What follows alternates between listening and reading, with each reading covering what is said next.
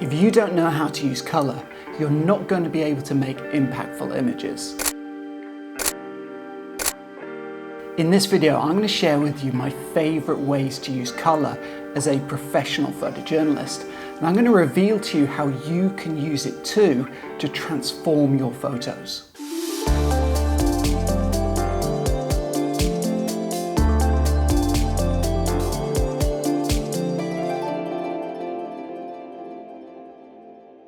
Hi, my name is Gallagher and I'm a professional photojournalist and filmmaker.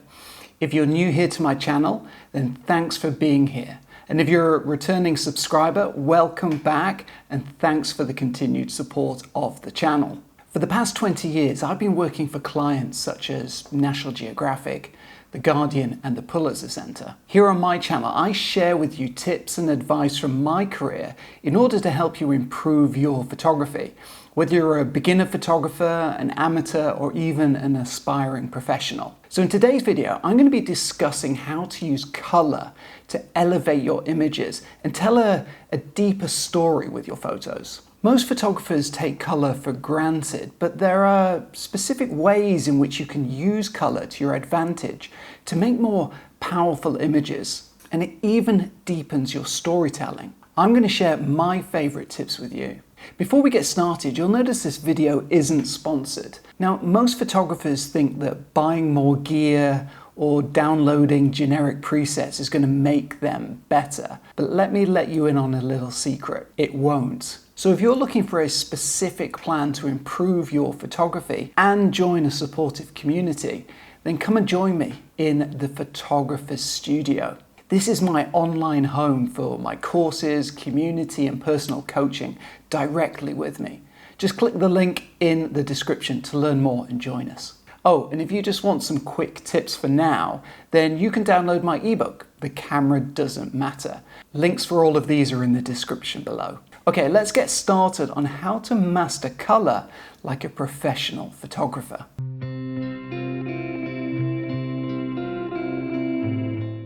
The first step to mastering color is to understand the main primary colors. Okay, what are they? They are red, yellow, and blue. Now, primary colors are really highly noticeable because they're easy for the brain to distinguish. And these colors, especially when they're saturated, can appear really vivid and attention-grabbing. So when you're out taking pictures, you can take advantage of this and try to use one of the three primary colors in your photos in order to kind of grab your viewer's attention. Like in this photo I captured of a monk walking through a temple in Lhasa, Tibet.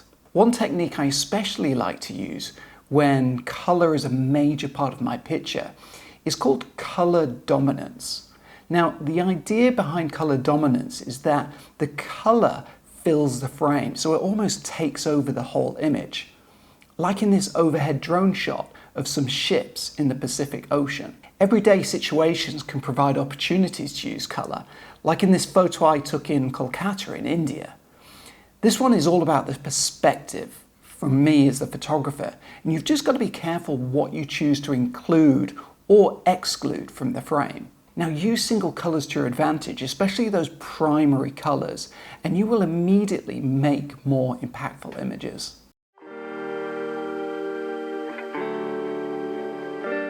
Now, we just talked about the power of single colors, but pairing two colors together within the frame can offer a new way of kind of attracting the attention of your viewer.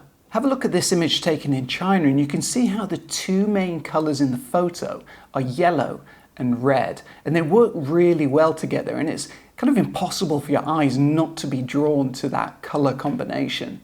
In a similar way, in this image taken of a monk in a temple, the combination of that striking orange of the robes and the softer, more subtle brown of the skin, they perfectly complement and balance one another. So when you're out taking photos, look for how you can isolate subjects within the frame so that the attention is solely on two colors within the image. What does that combination say to you, and how does it make you feel?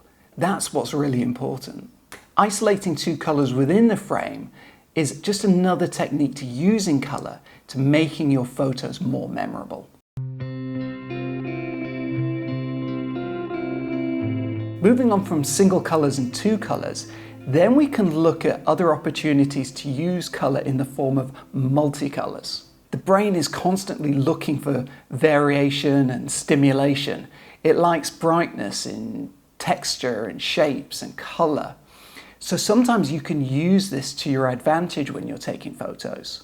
If you look at this photo I took in India, you can see the multicoloured wires make for this almost kaleidoscopic scene that really holds your attention. These multicoloured balls in a park in Taiwan, they really draw you in, especially against that grey background. And finally, the multicoloured fruit of a shop in Sri Lanka kind of forces you to look at them because all the varied saturated colours across the frame.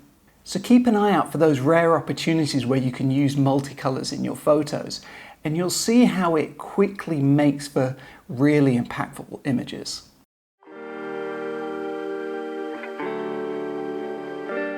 A more advanced way to think about using colour is to think about the relationship between brighter colours and softer, darker ones. I call this technique the lone colour, and I need to show you a few examples just to show you what I mean.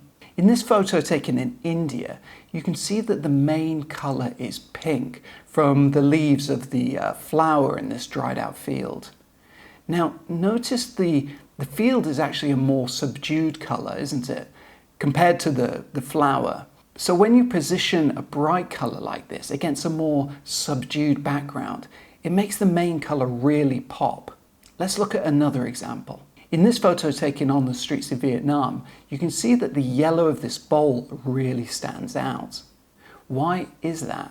Because I framed the bright yellow of the bowl against that more subdued, darker background. It's a really powerful technique that you can use, especially when you really want to draw your viewer's attention to the main subject that's really colourful. So when you're taking photos, don't just pay attention to the subject. Be observant and pay attention to what's behind the main subject too. The colour of the background could actually determine whether or not you create a powerful image.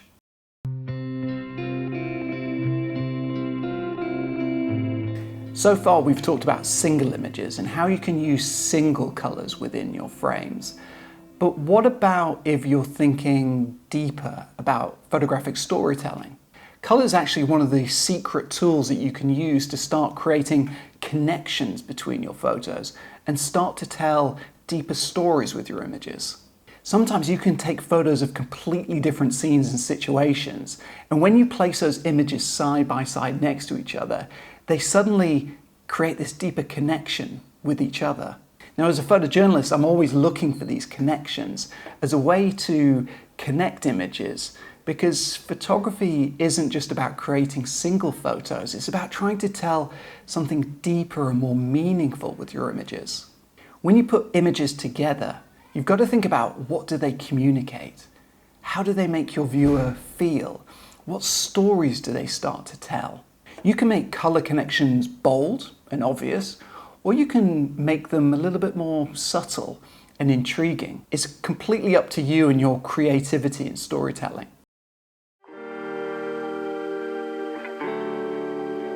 Using colour is a real craft in itself, and with photography, I'm not sure how many photographers actually really understand all the different ways in which you can use colour purposefully when you're making photos. So that's why I made this video, because I want to help you realise all the possibilities that there are with colour and how you can use it in different ways. Most photographers spend years just chasing better cameras, sharper lenses, or the best editing techniques, but actually the photographs that stay with us aren't memorable because of the gear that created them.